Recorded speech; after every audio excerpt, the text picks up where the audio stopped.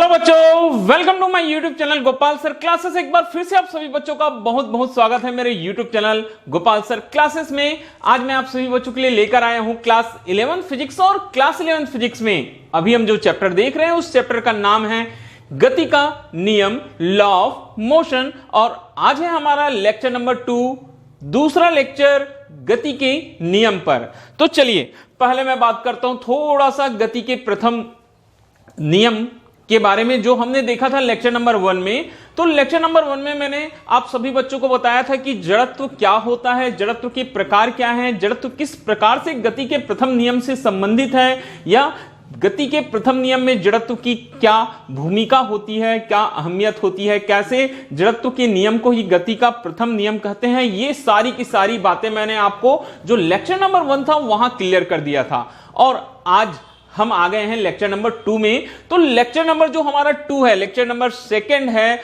वहां हम वहीं से आगे लेकर चलने वाले हैं गति के प्रथम नियम से आगे अब पहुंच गए गति के द्वितीय नियम पर। तो आप सभी बच्चों को मैं एक बार फिर से बताना चाहता हूं कि हम जो चैप्टर पढ़ रहे हैं गति के नियम, वहां न्यूटन की गति के 3 नियमों के बारे में हमको पढ़ना है। सबसे पहले हमने फर्स्ट लेक्चर में प्रथम नियम के बारे में आपको बता दिया था और उससे रिलेटेड बहुत सारे टर्म्स भी मैंने आप सभी बच्चों को करवा दिया था। अब हम चूंकि पहुंच चुके हैं लेक्चर नंबर 2 में, तो यहां हम देखेंगे बेटा गति के द्वितीय नियम के बारे में, और साथ ही साथ गति के द्वितीय नियम जिस से बनता है संवेग से, तो संवेग के बारे में भी बताऊंगा कि आखिर संवेग होता क्या है और संवेग का क्या महत्व होता है न्यूटन की गति के द्वितीय नियम के लिए। और भी बहुत सारी चीजें इस लेक्चर में देखेंगे। और साथ ही साथ इसके बाद आने वाले क्लासेस में हम देखने वाले हैं न्यूटन की गति के तृतीय नियम के बारे में, और साथ साथ बहुत सारे और भी इंपॉर्टेंट टर्म्स हैं इस चैप्टर में, टॉपिक्स हैं, वो सारे के सारे मैं आपको बताने वाला हूं।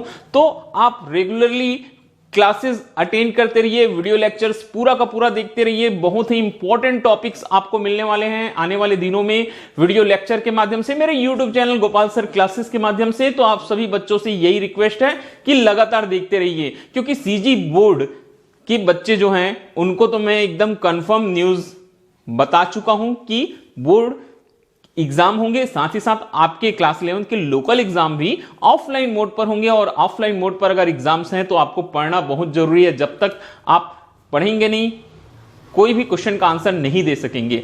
फिजिक्स एक ऐसा सब्जेक्ट है जहां प्रैक्टिस का, अभ्यास का बहुत ज्यादा महत्व है। जब तक आप प्रैक्टिस नहीं करेंगे, एग्जाम में जाकर कुछ भी लिख नहीं पाएंगे।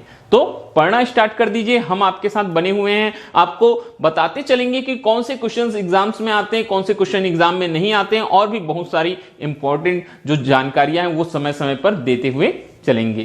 तो चलिए बच्चों, इन सारी जानकारियों के लिए आपको बस एक ही काम करना है, बहुत ही छोटा सा वर्क है जो आप सभी बच्चों को करना है। चलिए मैं आपको बता देता हूं क्या काम आपको करना है, क्या ऐसा वर्क है जो आपको करना है। आपको एक काम करना है, आप चैनल सब्सक्राइब करेंगे। क्या करेंगे बेटा? चैनल सब्सक्राइब करेंगे और नीचे बेल आइकन का जो बटन है वो बटन क्लिक कर दीजिए। जब भी मैं कोई वीडियो अपलोड करूंगा तो तुरंत आपके पास नोटिफिकेशन पहुंचेगा, आपको पता चल जाएगा कि किस टाइम पर हमने कौन सा वीडियो अपलोड किया है। ओके, तो चलिए आज की क्लास स्टार्ट करते हैं। और आज का क्लास आपको दिखाई दे रहा है थंबनेल पर क्या लिखा हुआ है। आज हम आपको बताएंगे बेटा संवेग और न्यूटन की गति के द्वितीय नियम के बारे में, momentum and Newton's second law of motion बताने वाले हैं। और आज की क्लास का जो मुख्य बिंदु है वो मैं बता देता हूं। मुख्य जो बात है वो है, आज हमको डिराइव कराएंगे आपको फार्मूला F = kma।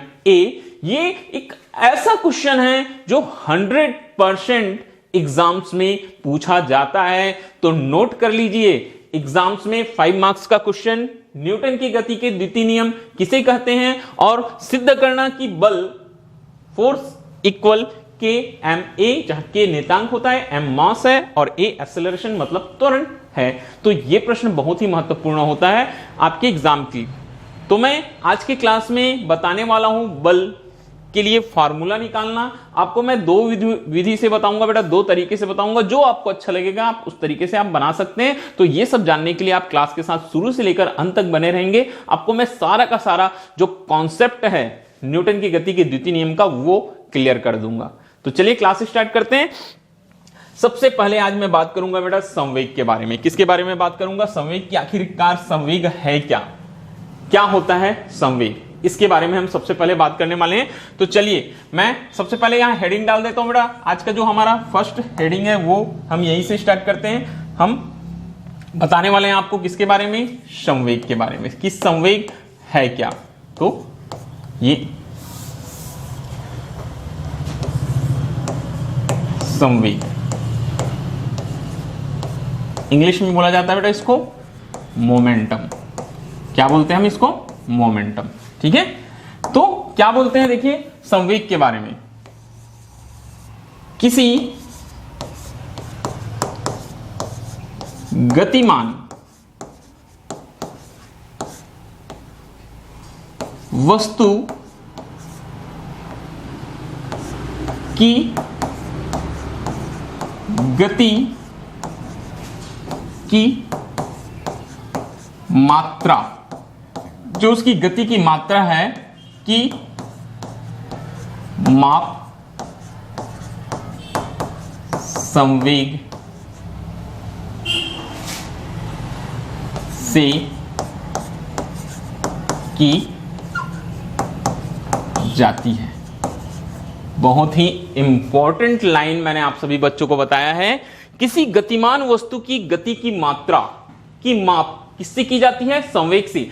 मतलब ये हुआ बेटा कि कोई गतिमान वस्तु है, उसकी गति कितनी है, उसकी गति को अगर बढ़ाना होगा या उसकी गति को अगर समाप्त करना होगा, ठीक है, तो गति के मान में क्या होगी, क्रमशः वृद्धि होगी और क्रमशः कमी होगी। तो उसका जो मेजरमेंट है वो किया जाता है किससे, संवेग से।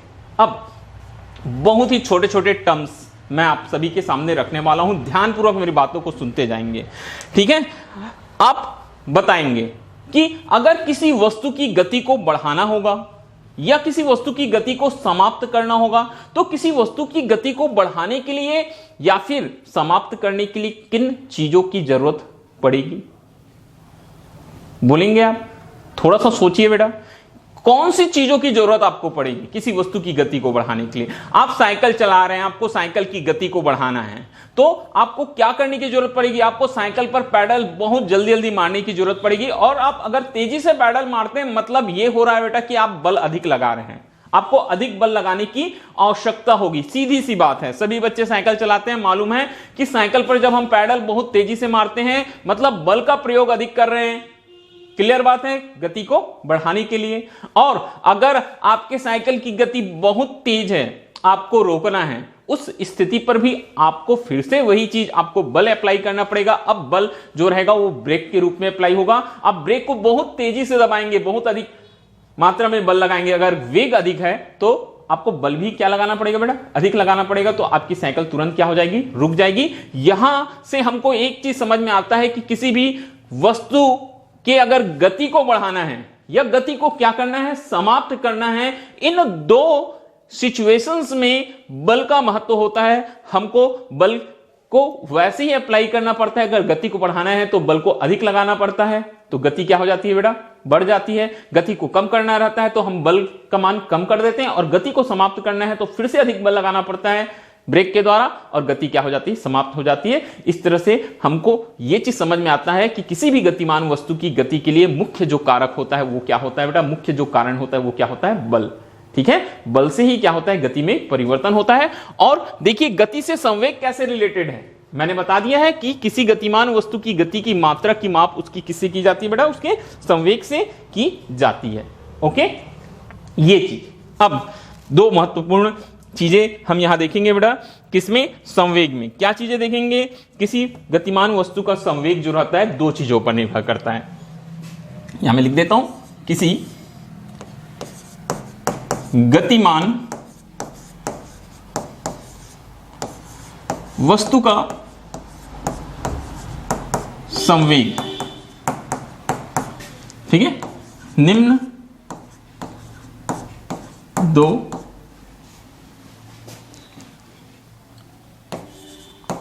बातों पर निर्भर करता है। कौन कौन सी दो महत्वपूर्ण बातें बेटा जिन पर निर्भर करता है? सबसे पहला चीज किस पर, वस्तु के द्रव्यमान, मतलब मास पर। वस्तु की किस पर बोलता है बेटा? द्रव्यमान पर। ठीक है, अब यहां बोलता है कि दो विभिन्न द्रव्यमान की वस्तुएं अलग अलग द्रव्यमान से, मेरी बातों को ध्यान से सुनते चलेंगे ना। दो विभिन्न द्रव्यमान की वस्तुएं बेटा, अलग अलग द्रव्यमान की वस्तुएं हैं, एक समान वेग से गतिमान है।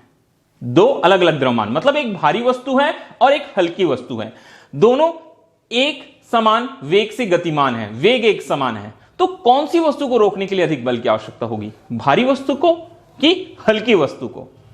फिर से साधारण सा अनुभव की बात है बेटा, भारी वस्तु को रोकने के लिए हमको अधिक बल की आवश्यकता होगी। फिर से मैं एग्जांपल ले लेता हूं, एक ट्रक और एक कार एक समान वेग से गतिमान है, मगर चूंकि ट्रक बहुत भारी होता है किसकी तुलना में? कार की तुलना में। तो ट्रक को रोकने के लिए हमको अधिक बल की आवश्यकता होगी, किसकी तुलना में? कार की तुलना में। तो ये पॉइंट याद रखना।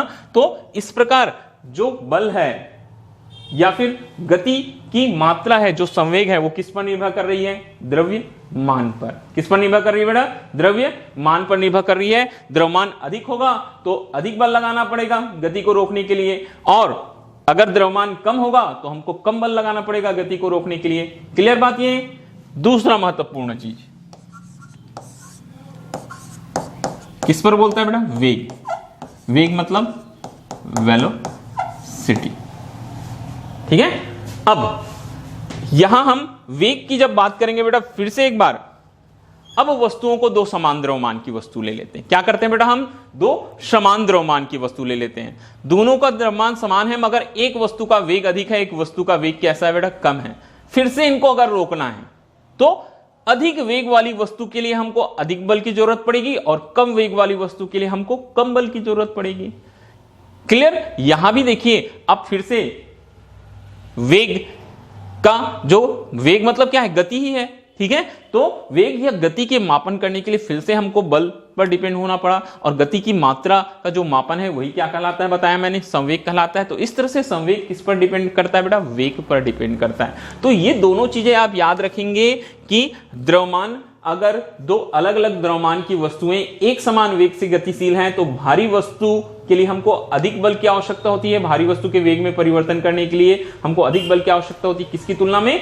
कम भारी वस्तु मतलब हल्की वस्तु की तुलना में। और वैसे ही अगर एक समान द्रव्यमान की दो वस्तुएं, एक अधिक वेग से और एक कम वेग से गतिशील है, तो अधिक वेग से गतिशील वस्तु के लिए हमको अधिक बल की आवश्यकता होती है, किसकी तुलना में बेटा? जो कम वेग से चल रही है। तो यहां से हमको एक बहुत ही महत्वपूर्ण चीज समझ में आती है कि ये जो संवेग है वो संवेग दो चीजों पर डिपेंड करती है। किन किन दो चीजों पर डिपेंड करती है? द्रव्यमान और वेग पर। और ये संवेग मतलब होता है बेटा मोमेंटम।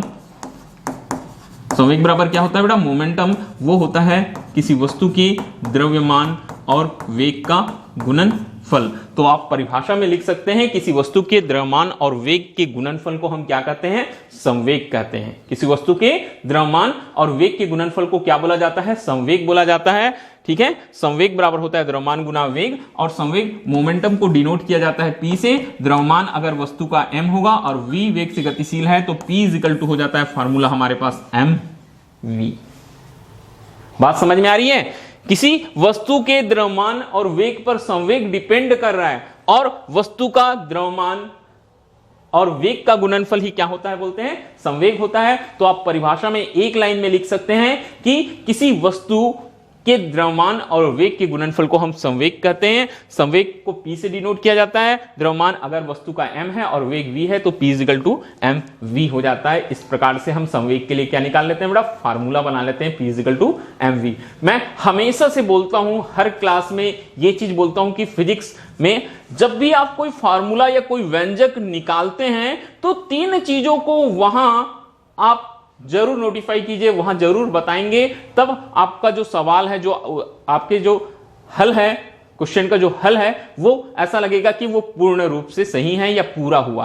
क्या क्या महत्वपूर्ण चीजें होती है बेटा? हमको पता चल गया सूत्र P इक्वल टू mv, संवेग बराबर द्रव्यमान गुना वेग। अब जो सबसे महत्वपूर्ण चीज आएगी बेटा इसका, ये होता है मात्रक। मात्रक की बात करते हैं हम। किसके मात्रक की बात करते हैं? संवेग की मात्रक की बात करते हैं। ठीक है, तो क्या होगा? संवेग का मात्रक बराबर ये होगा बेटा द्रव्यमान गुना वेग का मात्रक, द्रव्यमान गुना क्या हो जाएगा बेटा, वेग का मात्रक। तो अब देखिए संवेग का मात्रक हम दो पद्धतियों में निकाल सकते हैं। सबसे पहले हम बात करेंगे बेटा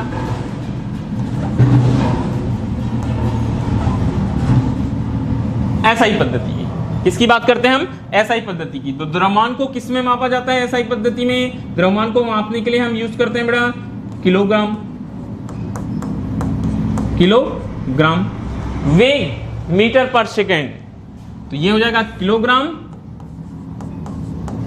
मीटर पर सेकेंड। इसको हम लिखेंगे बेटा केजी मीटर पर सेकेंड, केजी मीटर पर सेकेंड। और इसी को सीजीएस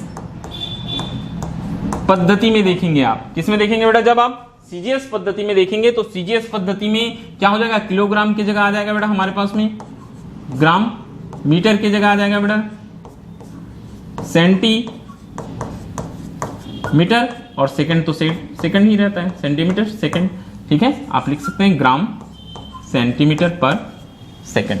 तो पहला चीज मैंने मेंशन कर दिया, क्या चीज बेटा, मात्रक। क्या चीज बता दिया मैंने, मात्रक। अब मात्रक के बाद में दो और चीजें, सबसे पहले इधर मात्रक के बाद में आपको किस चीज की जरूरत पड़ेगी, आपको जरूरत पड़ने वाली बेटा विमीय सूत्र की। विमीय सूत्र, ठीक है, विमीय सूत्र किसका, विमीय सूत्र देखना है हमको संवेग का। किसका देखना है बेटा, संवेग का विमीय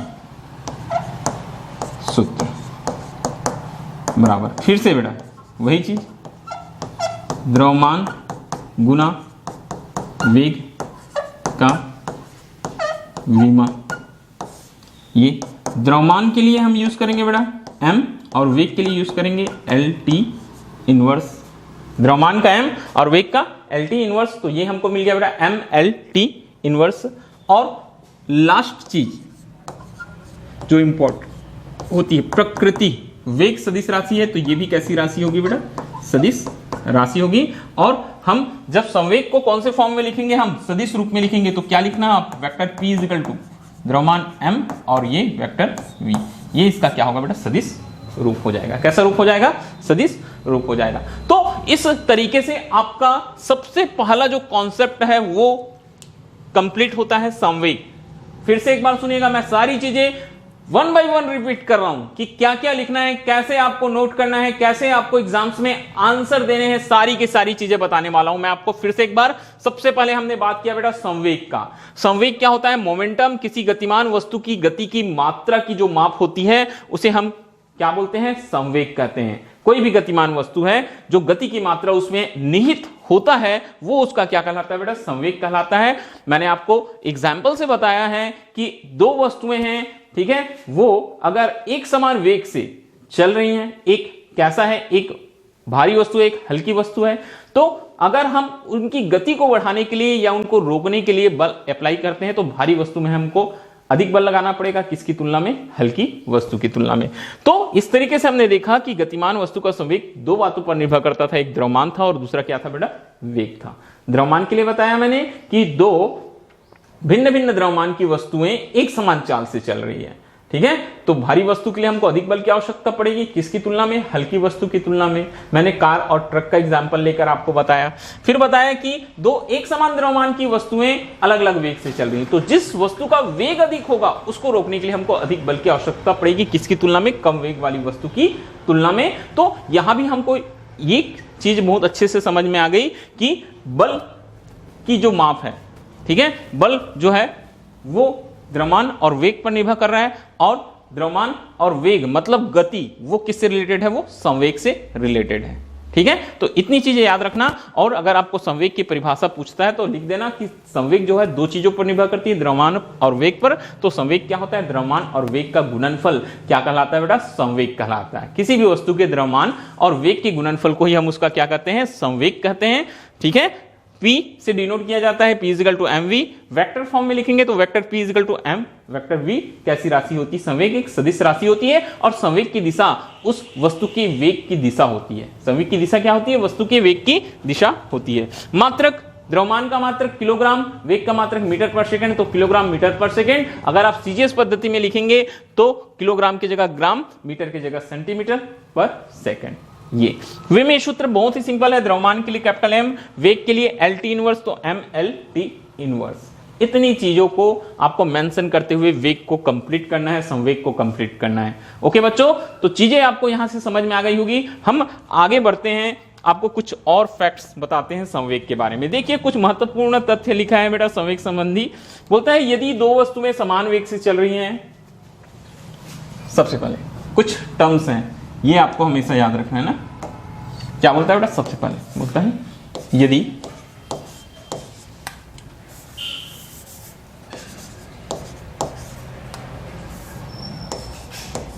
दो वस्तुएं कैसे चल रही, बोलता है बेटा समान वेग से चल रही हैं, तो ठीक है, दो वस्तुएं कैसे वेग से चल रही है? समान वेग से चल रही है, तो भारी वस्तु का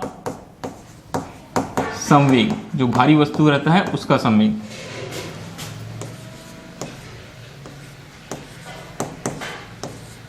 हल्की वस्तु के संवेग से अधिक होता है। सबसे पहली चीज, दो वस्तुएं समान वेग से चल रही हैं तो भारी वस्तु का संवेग हल्की वस्तु के संवेग से अधिक होता है। हम आपको ये प्रूफ करके दिखाते हैं बेटा। चलिए इसको हम प्रूफ करके दिखाएंगे। एग्जाम्स में अगर कभी आपको आ गया, पूछ दिया कि यदि दो वस्तुएं समान वेग से चल रही है तो भारी वस्तु का जो संवेग है वो हल्की वस्तु के संवेग से अधिक होगा, किस प्रकार से? तो देखिए कैसे आप प्रूफ करेंगे बेटा इसको। दो वस्तुएं ले लेना। चलिए माना भारी वस्तु, ठीक है, हम दो वस्तु ले ले, ठीक है, मान ले भारी वस्तु का द्रव्यमान कैपिटल एम और हल्की वस्तु का द्रव्यमान स्मॉल एम है। यदि वे एक समान वेग v से गतिशील है तो, ठीक है, एक समान वेग से गतिशील है तो सबसे पहले हम देखेंगे बेटा भारी वस्तु का संवेग, भारी वस्तु का संवेग P1 इजिकल टू भारी वस्तु का द्रव्यमान कैपिटल M वेग v, समीकरण नंबर 1 मान लेंगे। फिर हम निकालेंगे बेटा हल्की वस्तु का संवेग, ये हम P2 ले लेते हैं बेटा, ये द्रव्यमान M वेग v, समीकरण नंबर 2। क्या हो गया हमारे पास? समीकरण नंबर 2। अब समीकरण नंबर 1 और 2 में हम तुलना करना, मतलब भाग देना पड़ेगा बेटा। हम यहां कर देते हैं समीकरण 1 भागित कहां से? समीकरण 2 से। तो देखो क्या आता है बेटा, ये हमारे पास आ जाएगा P1 upon P2, P1 upon P2, मतलब ये आ रहा है बेटा capital M small v, capital M small v, M small v। वेग एक समान है, द्रव्यमान अलग अलग है। यहां से v और v कैंसिल हो गया बेटा, हमारे पास रेशियो आ रहा है P1 upon P2 is equal to capital M upon small m। अब देखिए ये जो समीकरण है P1 upon P2 is equal to capital M upon M, capital M भारी वस्तु का द्रव्यमान है, स्मॉल m हल्की वस्तु का द्रव्यमान है। जबकि यहां हमको एक महत्वपूर्ण चीज समझ में आती है बेटा कि कैपिटल M जो है वो ग्रेटर देन है किससे? स्मॉल m से। मालूम है भारी वस्तु का द्रव्यमान अधिक होता है किसकी तुलना में? हल्की वस्तु की तुलना में। इसलिए दोनों पक्षों की तुलना करेंगे तो दोनों पक्ष बराबर हैं, मतलब अंश के मान अंश से बराबर होंगे और हर के मान हर से बराबर होंगे। तो तुलना करने पर यहां अंश बड़ा है किससे, हर से, तो यहां क्या हो जाएगा बेटा, P1 ग्रेटर देन हो जाएगा किससे, P2 से। P1 ग्रेटर देन होगा किससे, P2 से। इस तरह से सिद्ध हो जाता है P1 किसका है, भारी वस्तु का संवेग है, और P2 किसका है, हल्की वस्तु का संवेग है। हमको यही सिद्ध करना था कि यदि दो वस्तुएं समान वेग से चल रही है तो भारी वस्तु का संवेग क्या होता है बेटा, अधिक होता है किससे, हल्की वस्तु से। ये मैंने आपको शुरू में भी बताया था, ठीक है। इसीलिए संवेग किस पर निर्भर करता है, वस्तु के वेग पर और द्रव्यमान पर निर्भर करता है, ठीक है। अब ये तो हो गया हमारे पास में। अब हम देखेंगे नेक्स्ट जो तथ्य है हमारे पास में, दो चीजें बहुत इंपॉर्टेंट है, हम दोनों चीजें बता रहे हैं आपको, ठीक है। फर्स्ट एक बार देख लीजिए, आप फिर से एक बार समझ लेना। दो वस्तुएं समान वेग से चल रही थी, भारी वस्तु का संवेग हल्की वस्तु के संवेग से अधिक होता है, बोलता है। मैंने दो वस्तु ले, भारी वस्तु का द्रव्यमान कैपिटल M, हल्की वस्तु का द्रव्यमान लिया बेटा स्मॉल m, और यदि वे एक समान वेग v से गतिशील है, बोलता है दोनों की दोनों वस्तुएं जो हैं वो एक समान वेग v से गतिशील हैं, तो भारी वस्तु का संवेग P1 is equal to capital M v, वेग एक समान है दोनों का। हल्की वस्तु का संवेग P2 is equal to small m small v, ठीक है। समीकरण 1 में हमने समीकरण 2 को क्या कर दिया बेटा, भाग कर दिया, P1 upon P2, V cancel हो गया, कैपिटल M अपॉन M। देखो तुलना करने का तरीका मैं फिर से एक बार आप सभी बच्चों को बताना चाहता हूं कि दोनों पक्ष आपस में बराबर है तो अंश अंश के बराबर होगा और हर हर के बराबर होगा। तो यहाँ कैपिटल M ग्रेटर देन है, अंश बड़ा है किससे, हर से, तो इस पक्ष में भी वही चीज होगा बेटा, अंश का मान जो रहेगा बड़ा रहेगा किससे, हर से। ओके, अब हम नेक्स्ट देखते हैं। दो वस्तुओं का क्या बोलता है बेटा, संवेग समान है, बोलता है संवेग समान है, ठीक है। दो वस्तुओं का क्या समान है, बोलता है बेटा संवेग समान है, तो हल्की वस्तु का वेग भारी वस्तु के वेग से अधिक होता है, ठीक है। दो वस्तुओं का संवेग समान है बोलता है, तो हल्की वस्तु का वेग भारी वस्तु के वेग से अधिक होता है। ये तो हमको मालूम है कि हल्की वस्तु का वेग भारी वस्तु के वेग से अधिक होता है। अब हमको ये प्रूफ करके दिखाना है, चलिए हम प्रूफ करते हैं बेटा। फिर से हम प्रूफ लिखेंगे, फिर से दो वस्तुएं, भारी वस्तु, सबसे पहले भारी वस्तु ले लेता हूं। भारी वस्तु का द्रव्यमान कितना ले लेते हैं बेटा हम, कैपिटल M, और वेग को भी कैपिटल V ले लेते हैं, V है, ठीक है। अतः संवेग क्या मान लेंगे बेटा, P1 capital M capital V, capital M capital V, ठीक है।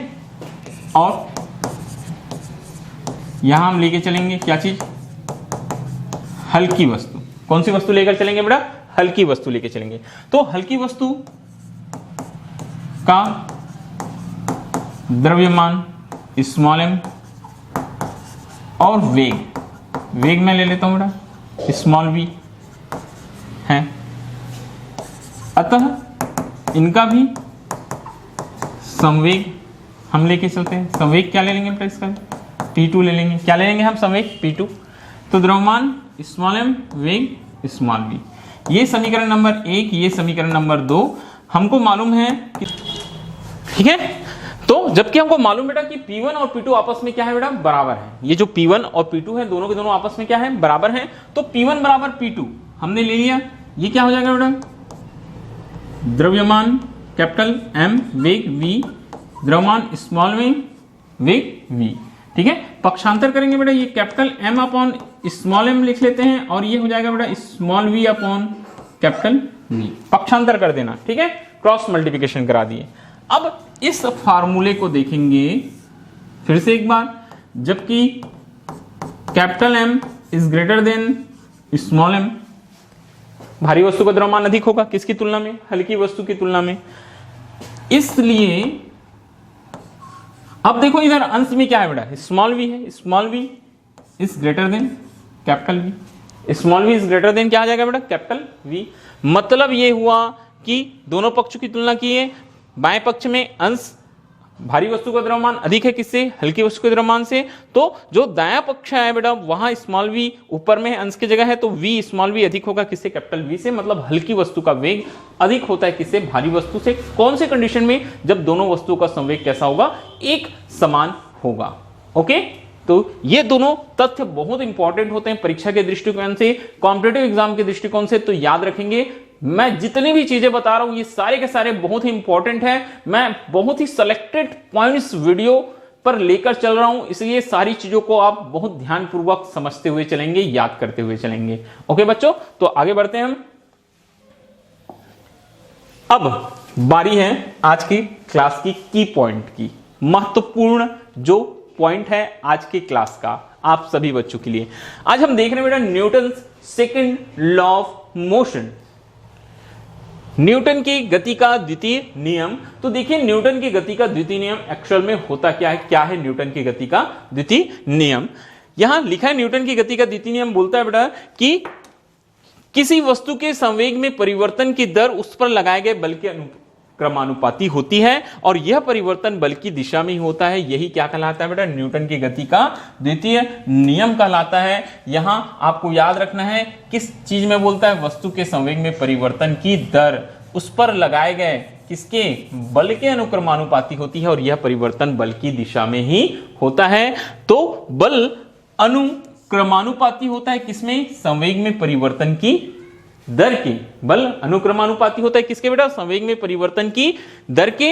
अब यहां हम एक वस्तु लेकर चल रहे हैं, मान लो स्मॉल एम द्रव्यमान की कोई वस्तु है, कितने द्रव्यमान की वस्तु है, स्मॉल एम द्रव्यमान की कोई वस्तु v वेग से, वेक्टर v लेके चलेंगे आप, v वेग से गतिशील है, उस पर कोई बल वेक्टर f कितने समय के लिए, डेल्टा t समय तक लगाया जाता है, तो उसके संवेग में परिवर्तन डेल्टा p कब परिवर्तन हो जाता है, तब गति के द्वितीय नियम से बल को हम F से डिनोट करते हैं, और संवेग में परिवर्तन, चूंकि संवेग P है बेटा, तो संवेग में परिवर्तन डेल्टा को याद रखो, डेल्टा किसका चिन्ह है, या डेल्टा क्या प्रदर्शित करता है, डेल्टा जो है वो परिवर्तन को प्रदर्शित करता है। मतलब डेल्टा P संवेग में परिवर्तन अपॉन डेल्टा T परिवर्तन की दर, समय से भाग दे दिए, मतलब क्या आ गया, दर आ गया। तो ये चीज आप याद रखना, Newton second law of motion most important question है, 100% आपके एग्जाम्स में पूछे जाएंगे।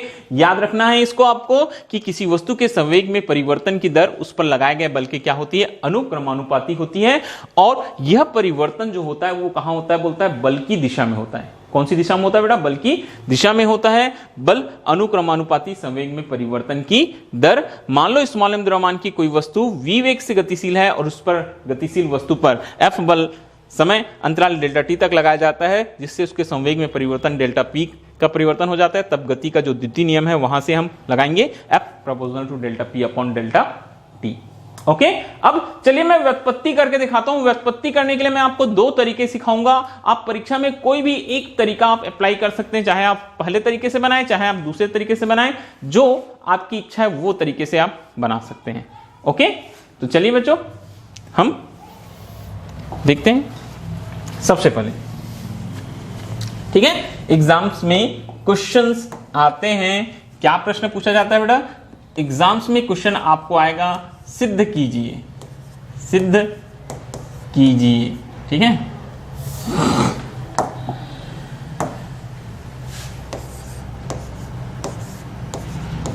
सिद्ध कीजिए कि F is equal to KMA, बल बराबर होता है द्रव्यमान गुना त्वरण, और K एक नियतांक होता है। ये आपको सिद्ध करने बोलेगा। तो चलिए देखते जाएंगे मेरे साथ कैसे हमको सिद्ध करना है बेटा। बहुत ही इंपॉर्टेंट क्वेश्चन होता है, ध्यान से सुनिएगा कैसे हम सिद्ध करते हैं। ठीक है, मैं दो तरीके बता रहा हूं, एक जो है हमारी सरल विधि, मैं सिंपली इसको सिद्ध करके दिखाता हूं आपको। देखो, माना आप मान के चलेंगे बेटा,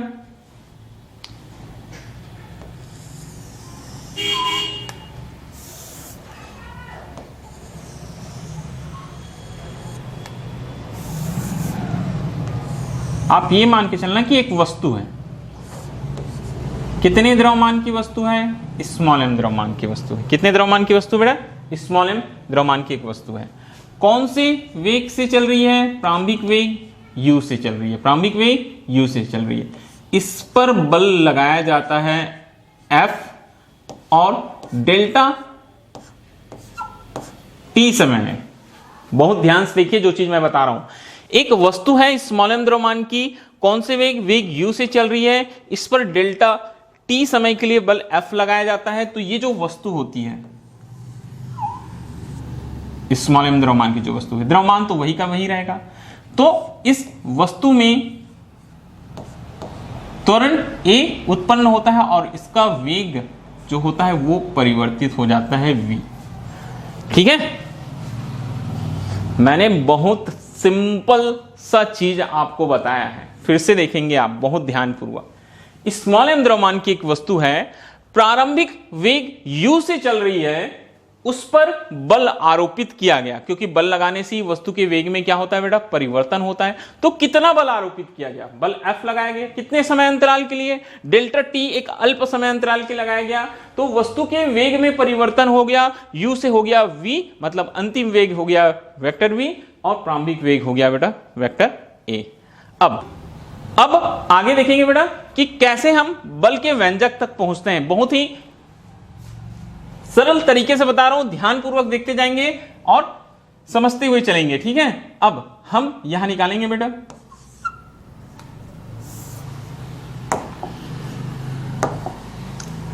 यहां हम निकालेंगे सबसे पहले वस्तु का प्रारंभिक संवेग। क्या देखेंगे बेटा हम, वस्तु का प्रारंभिक संवेग। तो वस्तु का जो प्रारंभिक संवेग है उसको मैं P1 लिखता हूं बेटा। संवेग क्या होता है अभी बताया मैंने, द्रव्यमान गुना वेग। तो ये वेक्टर P1 लिख लिया, द्रव्यमान m, वस्तु का वेग v1, P1 is equal to m v1 हो गया। P1 इजिकल टू क्या आ गया बेटा हमारे पास में, m v1 हो गया। ठीक है, और वस्तु का अंतिम संवेग T2 इजिकल टू m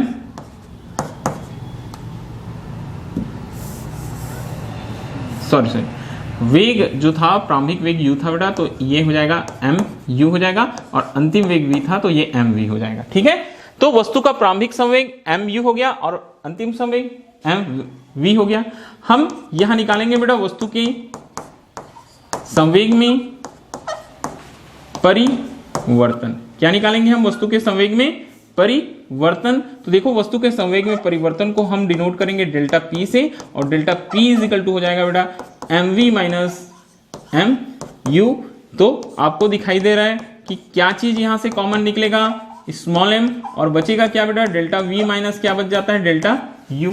क्या बच जाता है, delta v minus delta u। मतलब ये हो रहा है कि delta p is equal to m into delta v, वेग में परिवर्तन। एक बार फिर से सारी चीजें देख लीजिए। हमको सिद्ध क्या करना है, हमको बल के लिए सूत्र निकालना है K में। हमने एक वस्तु माना बेटा, ऑब्जेक्ट है, जिसका द्रव्यमान कितना था, स्मॉल m था, प्रारंभिक वेग u से गतिशील थी। कितना बल लगाया गया था, वेक्टर F, डेल्टा t समय पश्चात उसमें त्वरण वेक्टर a, बल लगाने से क्या उत्पन्न होता है, त्वरण उत्पन्न होता है, त्वरण a उत्पन्न हो गया और उसका अंतिम वेग क्या हो गया बेटा, वेक्टर v हो गया। तो हमने वस्तु का प्रारंभिक संवेग P1 इजिकल टू mu निकाल लिया, वस्तु का अंतिम संवेग P2 इजिकल टू mv निकाल लिया। वस्तु के संवेग में परिवर्तन, अंतिम संवेग ऋण प्रारंभिक संवेग delta p is equal to mv minus mu, mm common निकल गया, delta v minus delta u। अब v माइनस u को, vector v minus vector u को हमने डेल्टा v से डिनोट कर दिया, क्योंकि संवेग में परिवर्तन को डेल्टा से प्रदर्शित करते हैं। संवेग में परिवर्तन डेल्टा p आ रहा था और वेग में परिवर्तन डेल्टा v, तो ये p इजिकल टू हमको m डेल्टा v मिल गया। ठीक है, अब इसको हम नाम दे देंगे बेटा समीकरण नंबर 1। क्या नाम दे देते हैं, समीकरण नंबर 1। आगे देखेंगे। ठीक है, समीकरण 1 के दोनों पक्षों में किसका बेटा, डेल्टा t का भाग देने पर हम डेल्टा टी का भाग दे देते हैं। दोनों पक्षों में किसका भाग दे देते हैं बेटा? डेल्टा टी का भाग दे देते हैं। कैसे? समीकरण एक हमारे पास था डेल्टा पी अपॉन हो जाएगा बेटा delta T is equal to m into delta we upon हो जाएगा डेल्टा टी। ठीक है, ये हमारे पास आ जाएगा बेटा। अब यहां से हमको मालूम है कि ये जो आ रहा है बेटा delta P upon delta T is equal to M. Delta we upon delta T को हम क्या बोलते हैं बेटा? एक बार फिर से देखेंगे आप। ठीक है, क्या कर रहे हैं? फिर से थोड़ा सा देखेंगे बेटा। इधर क्या कर रहे हैं हम? समीकरण एक के दोनों पक्षों में डेल्टा टी का क्या करने पर बोलता है बेटा? भाग देने पर। डेल्टा टी का क्या करने पर बोलता है? भाग देने पर। तो समीकरण एक बाएं पक्ष में है डेल्टा पी, तो delta P upon delta T. दाएं पक्ष में है बेटा M delta V divided by हो जाएगा डेल्टा टी। ओके, ये हमारे पास आया। अब यहीं से आप देखते जाएंगे बेटा क्या आ जाएगा? ये delta P upon delta T is equal to M. ये delta we upon delta T वेग में परिवर्तन बटा समय क्या होता है बेटा? त्वरण होता है। तो ये आ गया हमारे पास में वेक्टर ए। ठीक है, इसको आप मान लेना बेटा समीकरण नंबर 2। हमको मालूम है कहां से? परंतु न्यूटन के गति के द्वितीय नियम से, न्यूटन की गति के द्वितीय नियम से वेक्टर एफ प्रोपोर्शनल होता है बेटा delta P upon delta T. समीकरण नंबर 3, बल जो होता है वो संवेग में परिवर्तन की दर के अनुक्रमानुपाती होता है। तो एफ प्रोपोर्शनल टू आ गया बेटा delta P upon delta T, ये हमारे पास आ गया। अब देखेंगे समीकरण 2 और 3। देखिए आप समीकरण 2 और समीकरण 3 से, समीकरण 2 और समीकरण नंबर 3 से क्या समझ में आ रहा है हमको? Vector F proportional to M A. एक एक पक्ष तो बराबर था, जो बच गया उसको लिख दिया बेटा vector F proportional to M A, या फिर हम लिखेंगे बेटा vector F is equal to K M A. यही हमको सिद्ध करना था कि बल बराबर एफ बराबर के एम ए होता है। या फिर आप अदिश रूप में लिखेंगे तो एफ इज इक्वल टू क्या लिख सकते हैं बेटा? के एम ए लिख सकते हैं। F is equal to K M ए लिख सकते हैं। और यही बोलता है कि यदि के इज इक्वल टू 1 हो, ऐसा ही पद्धति में इसका मान 1 होता है, बोलते हैं के इज इक्वल टू 1 हो तो एफ बराबर होता है बेटा एम ए। एफ बराबर क्या हो जाता है? M A. मतलब ये हुआ बेटा बल बराबर द्रव्यमान गुना त्वरण। बल बराबर क्या आ गया बेटा? द्रव्यमान गुना त्वरण। तो ये बहुत ही सटीक और सिंपल मेथड है। आप सभी बच्चों को एक बार फिर से मैं बता देता हूं, शॉर्ट में देखिएगा बेटा।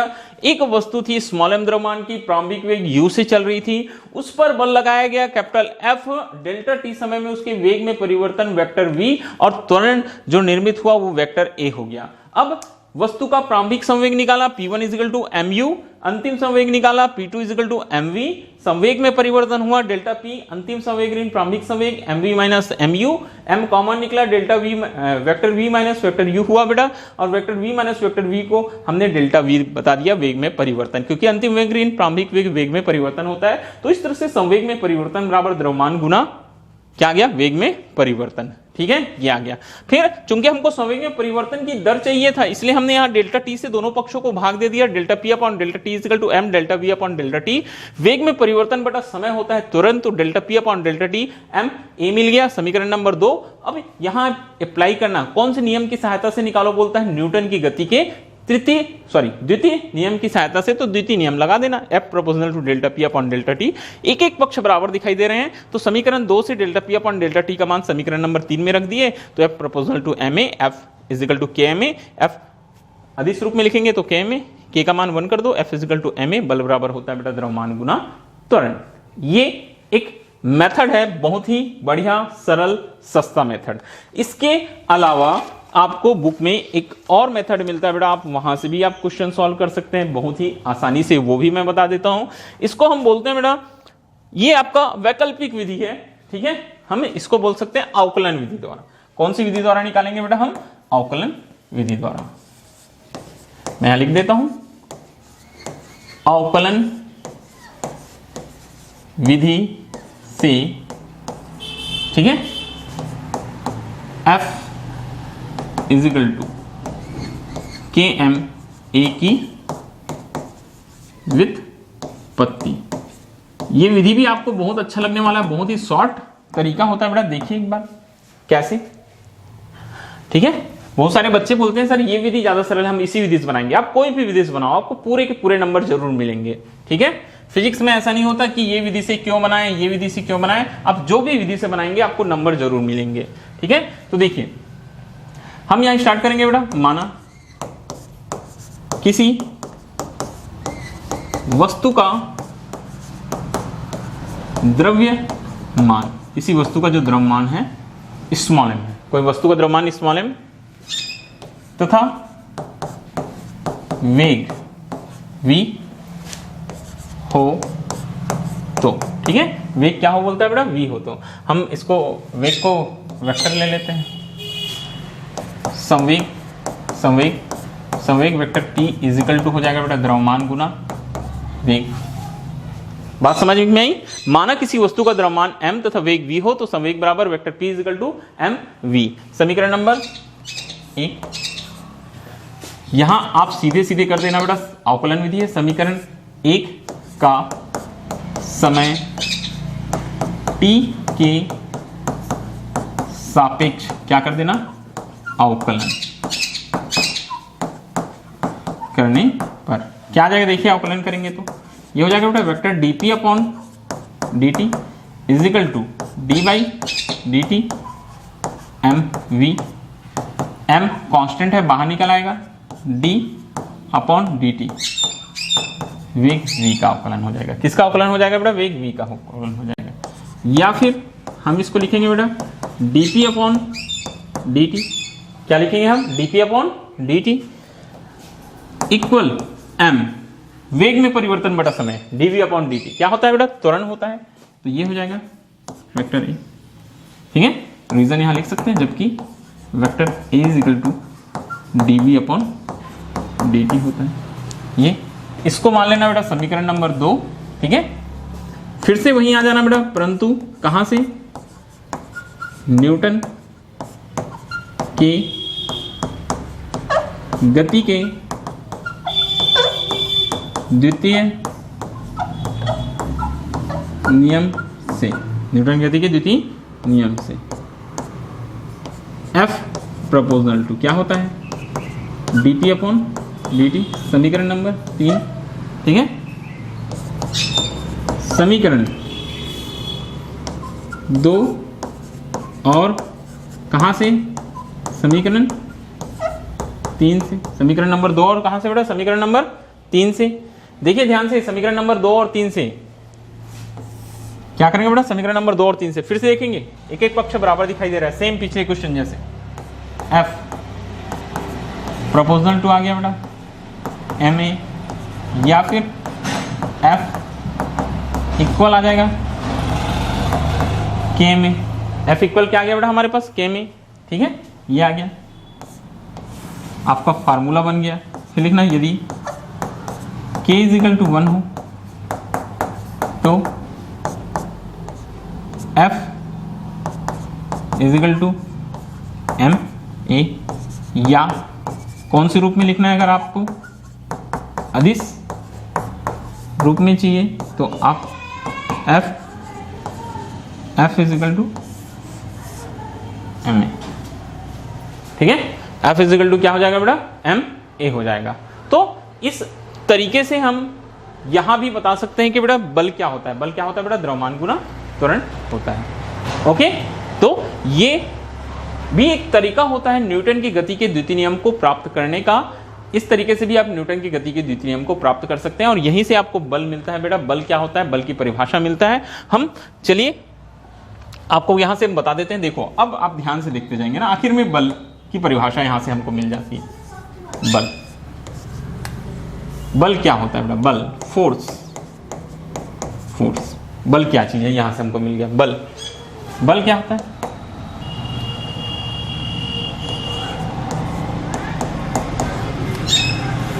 किसी वस्तु के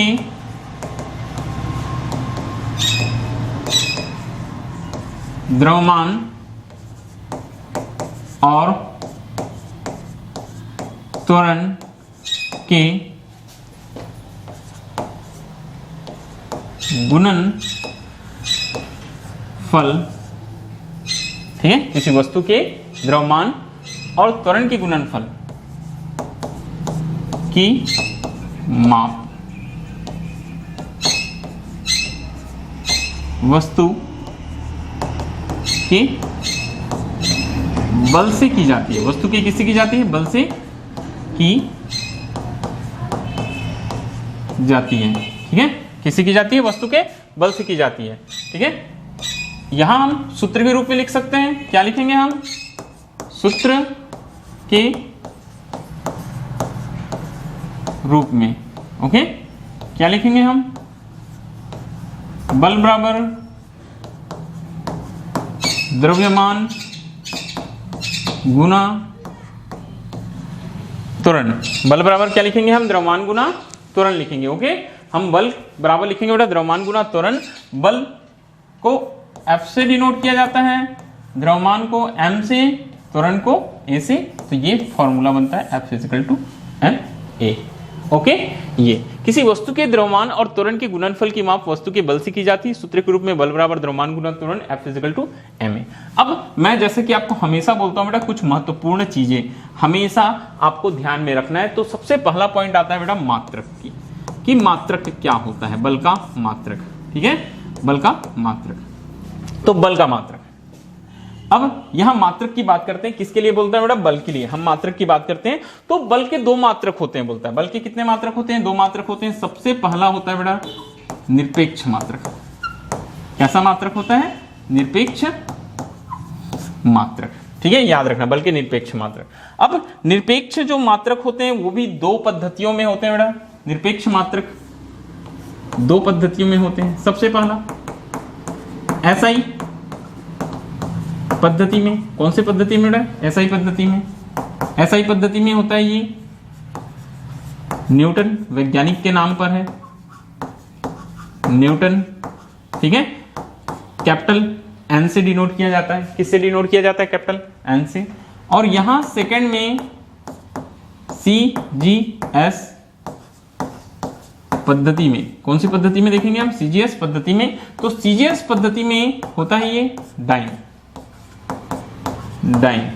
ठीक है, CGS पद्धति में क्या होता है बेटा, डाइन होता है। और इन दोनों में जो रिलेशन होता है बेटा, न्यूटन और डाइन में क्या होता है, 1 न्यूटन इक्वल होता है 10⁵ डाइन,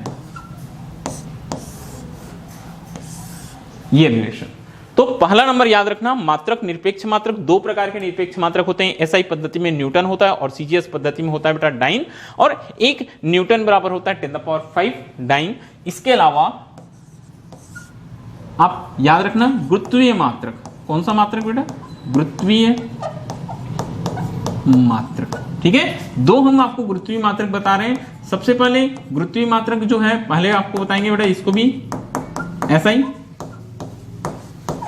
पद्धति में ये होता है किलोग्राम, ठीक है, क्या होता है बेटा, किलोग्राम भार।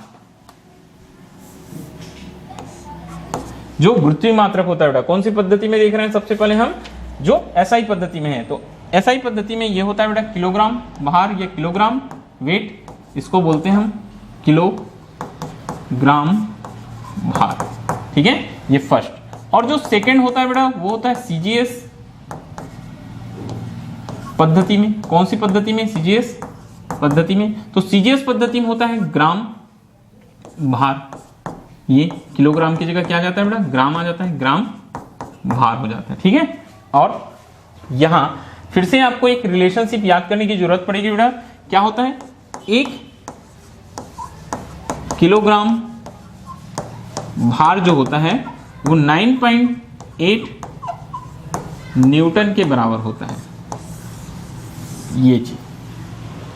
ठीक है, तो इस प्रकार से आप मात्रकों को देख सकते हैं। मैंने मात्रक पूरे डिटेल में आपको बता दिए, इतना ही आप याद रखेंगे आपको काफी होगा कि 2 प्रकार के मात्रक होते हैं। एक निरपेक्ष मात्रक होता है बेटा, एसआई पद्धति में हम बोलते हैं उसको न्यूटन एन, और सीजीएस पद्धति में डाइन। तो 1 न्यूटन बराबर होता है 10⁵ डाइन, और गुरुत्वीय मात्रक की बात किया जाए एसआई पद्धति में होता है किलोग्राम भार, और 1 केजी भार बराबर होता है 9.8 न्यूटन। सीजीएस पद्धति में होता है ग्राम भार। ये आप पॉइंट्स याद रखना। अब चलिए, मात्रक हो गया हमारे पास में। अब हम आ जाते हैं विमा में या विमेय सूत्र। तो हमको निकालना क्या है बेटा, हमको बल का विमेय सूत्र देखना है। हमको क्या देखना है बेटा, बल का विमेय सूत्र देखना है। ठीक है, तो बल का विमेय सूत्र बराबर क्या होगा, बल का विमेय सूत्र बराबर, ठीक है, बल का विमेय सूत्र देखना है। तो बल का विमेय सूत्र बराबर कहां से बेटा, बल बराबर द्रव्यमान गुना त्वरण से। ठीक है, तो यहां हम लिखेंगे बल की विमा बराबर, ये हो जाएगा हमारे पास में द्रव्यमान की विमा गुना त्वरण की विमा। ठीक है, बहुत सिंपल है। द्रव्यमान का होता है बेटा कैपिटल एम, द्रव्यमान का क्या होता है कैपिटल एम, त्वरण का होता है एल टी इनवर्स, दोनों को मिला दीजिएगा बन जाएगा बेटा M L T inverse square, sorry ना, M L T inverse square. ये तो इस तरह से विमेय सूत्र भी मिल गया। अब आखिरी बात करते हैं बेटा हम प्रकृति की। प्रकृति कैसी राशि होती है, बल एक सदिश राशि होती है। ठीक है, कैसी राशि होती है बेटा, सदिश राशि होती है। इसकी दिशा बल में लगने वाले त्वरण की दिशा होती है, त्वरण की दिशा होती है। ओके, तो इस तरीके से आप सारी की सारी जो फैक्ट्स हैं मैंने इस क्लास में आपको कंप्लीट करा दिया बेटा कि क्या होता है एक्चुअल में बल, ये बता दिया। ठीक है, बल का मात्रक, विमेय सूत्र, न्यूटन की गति का द्वितीय नियम, पूरा का पूरा आपको कंप्लीट करा दिया। 2 विधियां बता दिया। बहुत अच्छे से तैयारी करना, मोस्ट इंपॉर्टेंट टॉपिक है, एग्जाम में 100% पूछा जाएगा। तो चलिए आज के क्लास के लिए बस इतना ही। फिर से मिलेंगे हम नए वीडियो लेक्चर में नए टॉपिक के साथ, न्यूटन की गति के तृतीय नियम के साथ नेक्स्ट वीडियो लेक्चर में। ओके बच्चों, तो आज के लिए बस इतना ही। अब मैं लास्ट बात बोलना चाहता हूं कि अगर अभी तक आपने चैनल सब्सक्राइब नहीं किया होगा तो प्लीज चैनल सब्सक्राइब कर दीजिए। मुझे सब्सक्राइबर चाहिए, जितने ज्यादा सब्सक्राइबर बढ़ेंगे आपको उतने अच्छे वीडियोस लेक्चर के माध्यम से मैं देता रहूंगा। ओके बच्चों, थैंक यू।